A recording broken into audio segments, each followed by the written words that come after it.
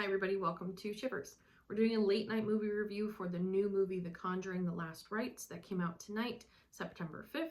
This is the last Conjuring movie. There will probably be more Annabelle and the Nun movies, but this is supposed to be the last of the Conjuring movies. This is based on a true story, the same way that all of the other Conjuring movies are, from a case from Ed and Lorraine Warren. This is their last case. This is the confirmed last case, so it's decently in line with the truth. Of course, just like the other Conjuring movies, there's a lot of fluff. So if you don't want any spoilers, fast forward to the end for the actual review. Otherwise, here we go with the story. So this is, like I said, based on a true story in 1986 in West Pittston, Pennsylvania, which is the town that neighbored where I grew up, which is pretty cool. They definitely kept this hush-hush because I never knew anything about it growing up, and being in all of this stuff, I would have definitely heard. But so kudos to them for the confidentiality piece of it. But like I said, this happened in 1986 in West Pittston. This was the Smurl family. So they moved into this home and everything was fine until they brought home this mirror. So this is where it gets a little foggy with the storytelling, which is fine. But with this storytelling in the Conjuring movie, we find out that this house is now going to be haunted by this very Oculus looking mirror. And these three figures, sort of like young, middle, and old, are essentially marionettes for the same demon that has hold of Annabelle. So we do see Annabelle a good amount in this movie, which is nice to see her, but I think she's had enough attention. But regardless, so we're kicking off the movie by really focusing a lot on Judy. So Judy becomes truly the main character of this movie. Ed and Lorraine Warren still have their place, but regardless, it's very largely about Judy, about your children growing up and seeing them through all of these milestones and doing what you can to protect them. I do like that, especially in the beginning of this movie, there's a really big emphasis on spiritual cleanliness and psychic protection. So I think from the actual background of metaphysics, spirituality, the paranormal, all of that is very textbook. Everything that they were saying, everything that they were putting in their lectures, it's all correct information. So from that perspective, it's really cool because we get to see something that's really accurate and actively taught by people like me in a movie setting that is meant to be and emulate the true story of these ghost hunts. So it's nice to see the consistency and the attention to detail there. So each of the Conjuring movies have had a little touch of James Wan. In this movie, he is the writer and the producer. Our director is Michael Chavez. He also directed The Curse of La Llorona, which exists in the same universe as The Conjuring, as well as The Conjuring 2, the one where they're in England. So we've had the same sort of feel. This movie feels like a Conjuring movie. This feels like it belongs in the universe. It's not an outlier. The Devil Made Me Do It was a little bit of a letdown, which is the last Conjuring movie that we just had. And so comparing it back to back with The Devil Made Me Do It, this is substantially better.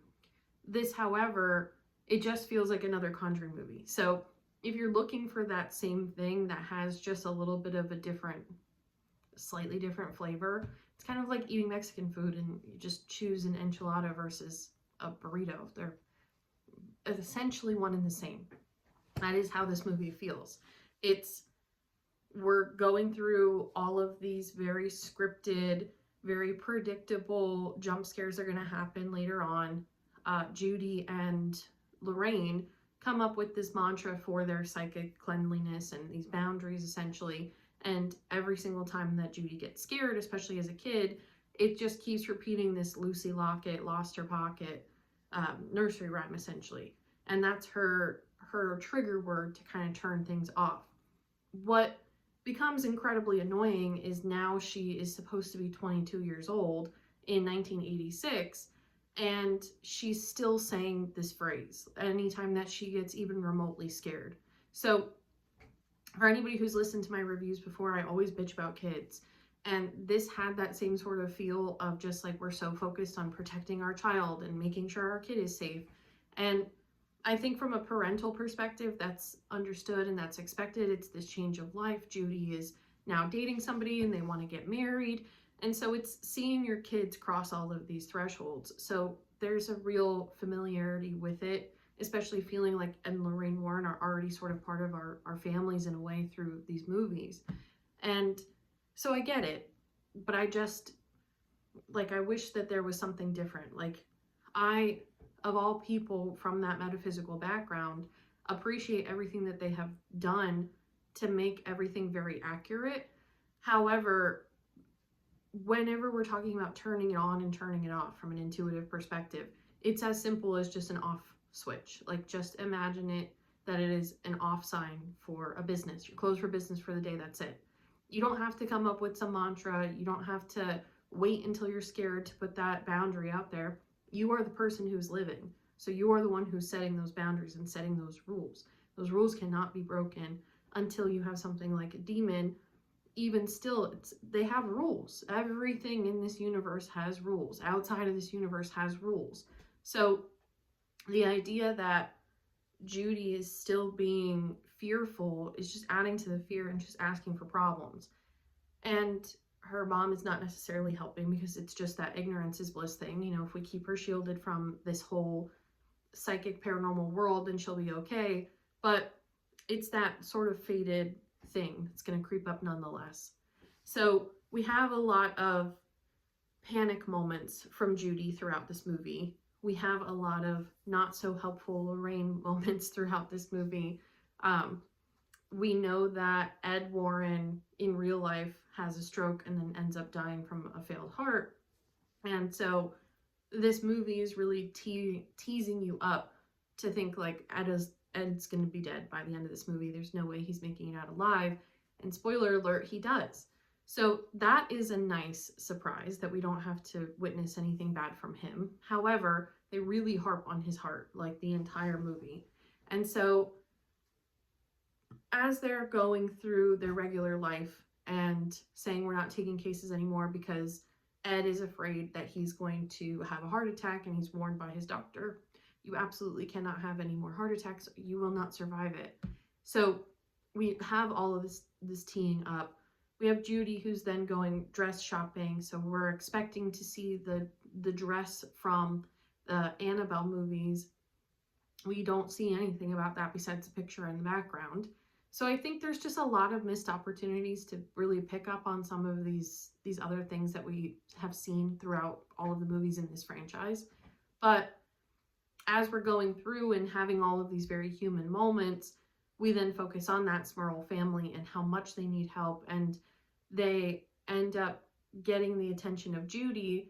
And that was the intention all along. Well, because in the beginning, Judy is born as a stillborn and comes back to life basically through what we're assumed to believe is prayer and faith and everything like that from Ed and Lorraine. We see this Oculus looking mirror in the same realm of when Judy is born, so we know that there's already a tie between these things. So a long story short, the whole point of this is that the mirror came to this family, they opened it, they welcomed into their home, the same rules that I was talking about before, and now all at once is Judy. And this was Judy's fated thing to come back to this house just for the sake of being face to face with this mirror. So she gets there and then she gets possessed because of course she doesn't listen. And then we go through the whole debacle just like every other Conjuring movie of this big climactic event and people's houses getting torn to absolute shreds. I don't know what kind of insurance they have for paranormal that I am not aware of, but these people have got to be really mad at how their houses are left. So I think that there is an absurdity to it, but I think that is also part of the cinema. So we get to that happy ending. Tony, who is Judy's new boyfriend slash fiance, we end with their wedding and him being a little bit more open-minded. We do have a moment between Tony and Ed. A lot of their moments are very comedic breaks throughout the movie, but we have a moment with them where Ed is asking why Tony left the police force because he told everybody he used to be a cop, but he retired early. And so he goes on this story to Ed about how he went to a domestic dispute household. Somebody put a shotgun right in his face, pulled the trigger, nothing happened.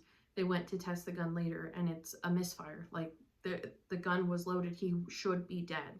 So especially from a metaphysical perspective, again, you hear stories like this all the time, these near-death experiences, these unbelievable pieces of luck that we see.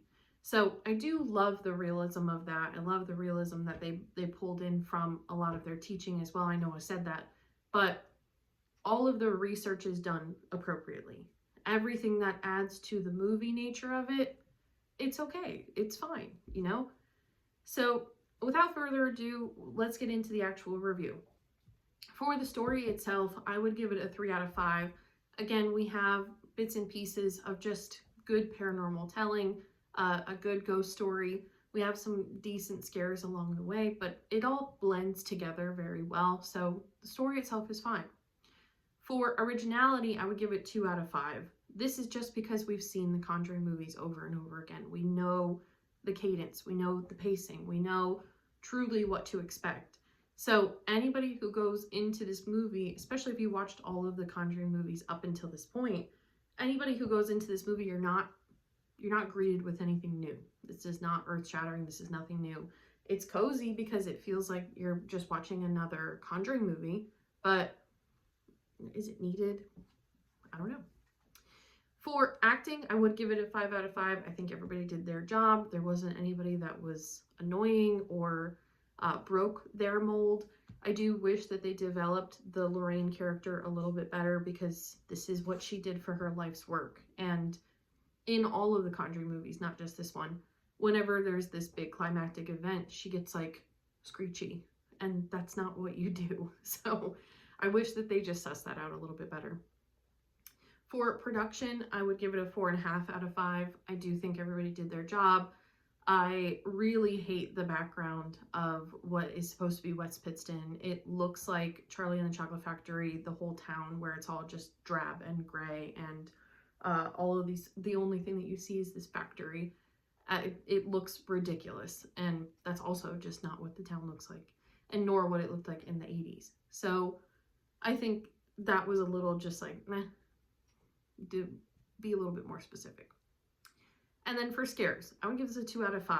I think the couple of ghosts that we see, the youthful one, the middle one we'll say, and then the old lady, they're freaky, they're okay. Once Judy does then get possessed, she looks almost exactly like the makeup from Evil Dead Rise, so it felt familiar. It didn't really feel scary. And outside of that, there wasn't, like, if somebody were to ask me, is this a scary movie, do I feel scared? Not even remotely. Like, I would show this to a teenager, somebody who's just getting into horror. So all of that put together, we get a 4.3 out of 5. Again, I don't mind it. I thought it was good. Would I go out of my way to watch it again? No. Would I include it on a movie marathon? Yeah. I just think that it's the same. There's nothing that's like reinventing the wheel here. There's nothing that's like, you gotta go see that because of blah, blah, blah. No, there's, you know, I feel like I watched another Conjuring movie. Hooray. We got another Conjuring movie. It feels cozy, feels comfortable. Nice way to kick off the Halloween season. I just feel, I know I compared foods before, but I just feel like I ate like a blah burger. Like, it's just like, I was hungry. Now I'm full. Am I going to remember that meal? Definitely not. Am I going to go back and eat it again? If it's the only thing that's open. That's really the way that I would describe this movie. So again, all in all, not bad. I wouldn't go out of your way to go see it in the movies. Wait till it's free. Wait till you go watch a movie marathon of all these movies, you know, something like that. And yeah, that's really how I'm going to leave it. Kind of blah in your mouth too. But regardless, thank you for listening as always. We're going to be able to see the movie Him by Jordan Peele early. So that will be our next early movie review, which is really exciting. I cannot wait for that movie. I'm a huge football fan, obviously a huge Jordan Peele fan. So I have very high expectations for that movie. So we'll see if they live up to the hype.